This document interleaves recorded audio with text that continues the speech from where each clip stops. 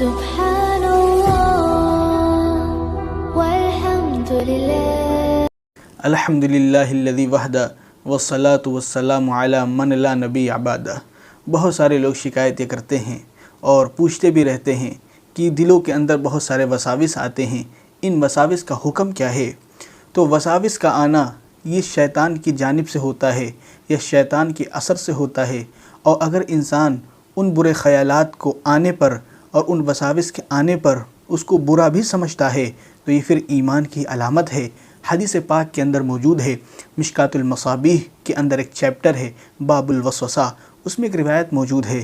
حضرت ابو ہریرہ رضی اللہ تعالیٰ عنہ اور چند صحابہ حضور صلی اللہ علیہ وسلم کی خدمت میں پہنچے اور عرض کیا، یا رسول اللہ، ہمارے دلوں کے اندر ایسے خیالات آتے ہیں جن کو ہم زبان پر لانا بھی برا سمجھتے ہیں۔ تو آپ صلی اللہ علیہ وسلم نے ان سے پوچھا، کیا واقعی تم اس کو برا سمجھتے ہو؟ تو صحابہ نے عرض کیا، یا رسول اللہ، ہاں، ہم اس کو زبان پر لانا برا سمجھتے ہیں۔ تو آپ صلی اللہ علیہ وسلم نے فرمایا، یہ تو ایمان کی علامت ہے۔ ملا علی قاری رحمۃ اللہ علیہ نے اس حدیث کی شرح کرتے ہوئے لکھا ہے، مرقات المفاتح کے اندر لکھتے ہیں کہ چور وہیں داخل ہوتا ہے جہاں سامان، جہاں خزانہ موجود ہوتا ہے۔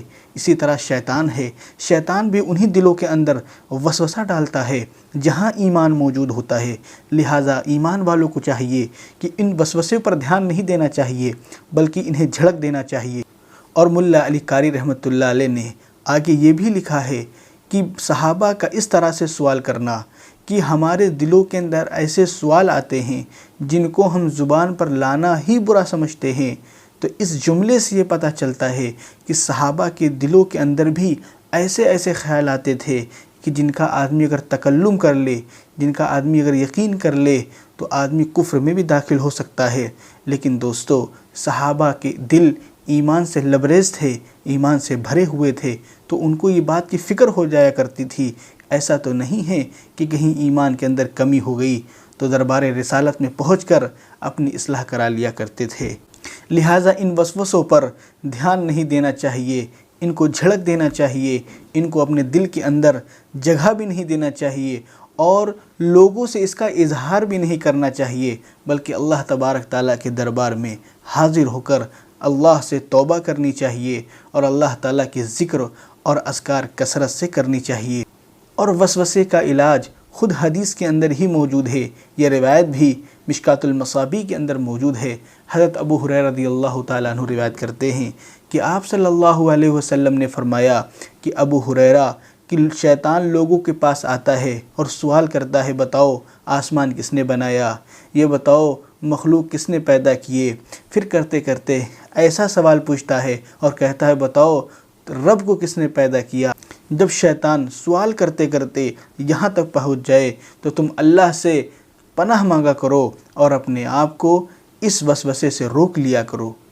اور ایک دوسری حدیث میں یہ مضمون موجود ہے، حضرت ابو ہریرہ رضی اللہ تعالیٰ عنہ روایت کرتے ہیں کہ آپ صلی اللہ علیہ وسلم نے فرمایا، ایک زمانہ ایسا آئے گا کہ لوگ آپس میں ایک دوسرے سے سوال کریں گے، یہاں تک کہ سوال کرتے کرتے یہ کہیں گے کہ بتاؤ رب کو کس نے پیدا کیا۔ پھر اگر کوئی شخص اس طرح سے وسوسہ اپنے دل کے اندر پائے تو اسے چاہیے کہ وہ کہے کہ میں اللہ کی ذات پر ایمان لایا، اور ایک جگہ اس لفظ کا اضافہ ہے کہ وہ یہ کہے کہ میں اللہ کے رسول پر ایمان لایا۔ لہٰذا اگر عبادات کے اندر وسوسے آ رہے ہیں تو الجھن میں پڑنے کی ضرورت نہیں، پریشان ہونے کی ضرورت نہیں ہے، بلکہ ان الفاظ پر دھیان دینا ہے جو عبادت کے اندر ہم پڑھتے ہیں۔ بلکہ اگر ہم نماز پڑھ رہے ہیں تو ہمیں اپنی نگاہوں پر نظر رکھنا ہے کہ ہمارا نگاہ قیام کی حالت میں کہاں ہے، ہمارا نگاہ رکوع کی حالت میں کہاں ہے، ہمارا نگاہ التحیات کی حالت میں کہاں ہے، اور ہمیں جو ہم سورت پڑھ رہے ہیں، جو ہم قرات پڑھ رہے ہیں قرآن کے اندر، جو ہم قرات کر رہے ہیں، ان پر، ان الفاظ پر دھیان دینا ہے اور اپنا دھیان اللہ کی طرف لگانا ہے۔ وساوس سے پریشان ہونے کی ضرورت نہیں ہے۔ بعض علماء نے وساوس کے دور کرنے کے لیے کچھ ذکر و اذکار بھی بتلائے ہیں، اگر آپ یہ کرتے رہیں گے تو اللہ تبارک تعالیٰ آپ کے دلوں کو ایمان سے بھر دے گا۔ سب سے پہلی چیز اعوذ باللہ کا ورد کرنی ہے۔ دوسرا آمنت باللہ ورسولہ، اس کی بھی ورد کرنی ہے۔ اور تیسرا ہے هو الاول والآخر والظاہر والباطن وَهُوَ بِكُلِّ شَيْءٍ عَلِيمٌ، اس کا بھی ورد کرتے رہنا ہے۔ اور چوتھا ہے رب اعوذ بک من حمزات الشیاطین واعوذ بک رب ان یحضرون۔ ان الفاظ کا، ان اذکار کا اگر کثرت سے ورد کرتے رہیں گے تو انشاءاللہ تبارک و تعالی اللہ تعالی ہمارے وساوس کو دور کر دے گا۔ وآخر دعوانا ان الحمد للہ رب العالمین۔